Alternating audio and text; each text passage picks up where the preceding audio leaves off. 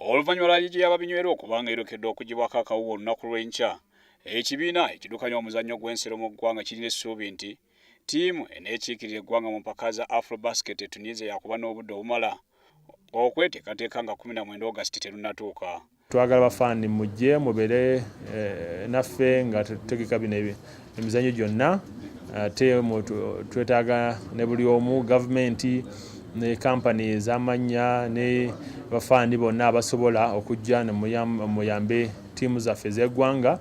Okusinziira ku pulezidenti wa FUBA Ambrose Tashobya, bakoze enteekateeka ez'okusobozesa buli ttiimu ekwenyigirwa bulungi mu mpaka za liigi. Tugezezaako okulaba nti emizannyo gyaffe gya basketball tugitwala ate bisawo ebirala tugenda kuzannyira emizannyo egimu ku KIU, Kampala International University, emizannyo emirala tujja gitwala ku UCU, Uganda Christian University, okuwa chance abayizi abali mu masomero ago okuba mu universities okuba nti basobola okulaba ttiimu zaabwe nga zizannya emizannyo.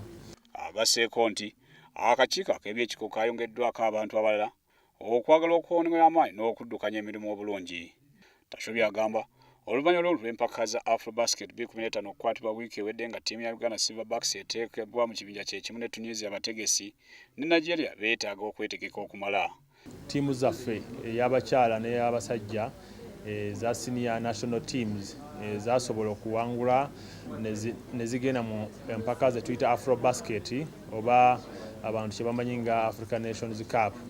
Era abasajja bajja kugenda mu ggwanga lya Tunisia mu Gwomukaaga okwambalagana na ttiimu ez'amannya.